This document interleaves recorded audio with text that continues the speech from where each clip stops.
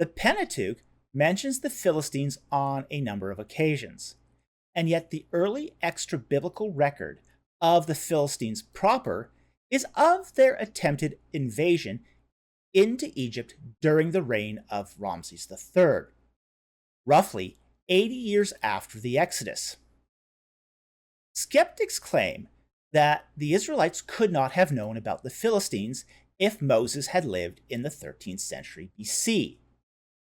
Today, we talk about the Philistine Problem on this episode of Ancient Egypt and the Bible.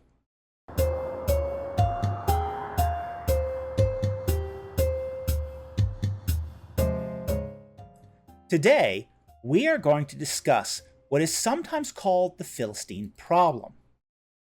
The Philistines, also known as the Peliset, were a tribal group of Indo-Europeans that settled in the coastal plain of Canaan. They were a subset of a larger collective group known to the Egyptians as the Peoples of the Sea, or the Sea Peoples. The problem with the Philistines rests in the fact that they first appear in the archaeological record of the invasion of Ramesses III, circa 1187 BC. Skeptics raise the objection that this means that the Peliset, Philistines, arrived in Canaan about 80-ish years after Moses was said to have written down the Pentateuch. And archaeological research has been unable to confirm mass settlement of Philistines prior to the reign of Ramesses III. But the Pentateuch claims knowledge of the Philistines as early as the 13th century BC, notwithstanding the mention of the Philistines in Genesis as retrojection. Therefore, the Torah must have been written much later. Now, on the one hand, the Philistines present a problem similar to the Israelite conquest. These Indo-European people groups are arriving for the purpose of feeding themselves. So they are arriving in Canaan not to destroy the resident Canaanites, but to take over towns and eat their food. Furthermore, we see from the Sea People's campaign at Medinet Habu, the great inscription of year 8, Ramesses III writes, the Sea People alliance was the Philistines, Peliset, Chekaru, Siselu, Shaklusha, Danuna, Washish, lands united. The Medinet Habu inscriptions reveal that the Philistines were well known and well established in the coastal plain before the accession of Ramesses III. So the mention of the Peliset in the Medinet Habu reliefs is a terminus antiquam date. Thus, we can attribute to their arrival to no later than Ramesses III, but they could have arrived earlier. On the other hand, the skeptical objection also demonstrates a kind of equivocation fallacy. That can occur when there is more than one meaning for a word. Here is an example of an equivocation fallacy. It is true that Puff Daddy is a star. A giant ball of gas is a star. However, Puff Daddy is not a giant ball of gas. In this particular syllogism, the word star has two different meanings: a famous person and a celestial body. The double meaning of star creates the fallacy. So an argument using equivocation will appear valid, but given the double meaning of the word, it is not.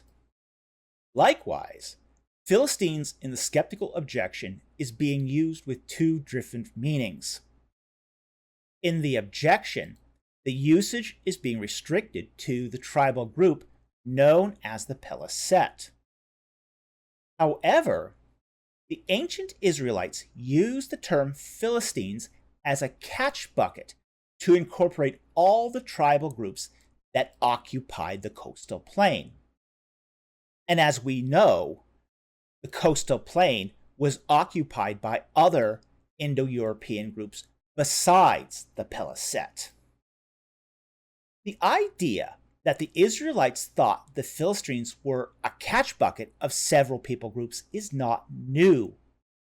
It is even an interpretation that we find in antiquity. In the Septuagint, Philistines is often translated into the Greek allophiloi, or other nations, so that we know that even the translators of the Septuagint realized that the Philistines were more than just one people group, but of many people groups. So, if the Israelite writers are using the term Philistine as a catch bucket of Indo-European tribes, and not just as being restricted to the Peliset, then the presence of other sea people groups in the land is sufficient to justify the presence of Philistines to the Hebrew mind. And Killebrew in 2013 notes that, quote, the somewhat misleading term sea peoples encompasses the ethnonyms Luka, Sherden, Shekelesh, Teresh, Ekwash, Denyen, Sekel-Jeker, Weshesh, and Peliset, Philistines. End quote.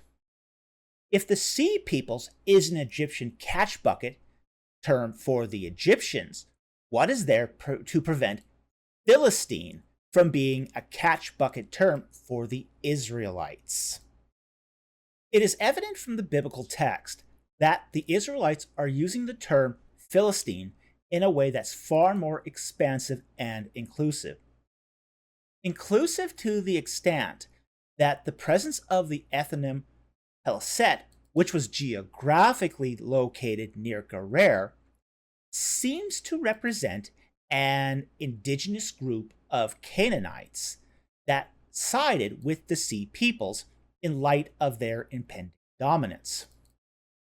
Israeli archaeologist Aaron Marier believes that, quote, they, the Philistines, hailed from various locations around the eastern Mediterranean and moved to the Levant over the many decades between the late 13th and mid-12th centuries BC. They settled, mostly peaceably, among the local Canaanites, creating a distinct hybrid culture that endured for much of the Iron Age. Given that the source documents for the Torah were written towards the end of the 13th century BC, we then only need to establish that the Sea People's tribes are extant to demonstrate that the Israelites could have known about the Philistines as a catch bucket designation. The earliest known reference to a Sea People's tribe can be found in the Amarno letters, circa 1350 BC, with the Luka being mentioned as seizing villages in El Amarna letter 38. By the 5th regnal year of Ramesses II, some Sea People tribes already have established control over the coastal plain. Now, to put this in perspective, this is right about the time of the Battle of Kadesh. And it's in the Kadesh reliefs, which include references to the Dardania and the Luka. The Great Libyan War inscription, Karnak of Merneptah, mentions the Akawasha, the Teresh, the Luka, the Sheridan, the Shekelesh, and other, quote, northerners, wanderers of all lands, end quote. In short, the earliest mention of Peliset is in year 5 of the reign of Ramesses III, circa 1187 BC. But it is also clear that by this point in time, the Peliset were established enough to attempt an invasion of Egypt. So when the Israelites begin their conquest of Canaan in circa 1225 BC, they could have easily known about the Paliset and classified the Indo-European peoples of the coastal plain as the Philistines. Anyway, thank you very much for watching. I hope you enjoyed this video and you found it interesting. And I will see you next time on Ancient Egypt and the Bible.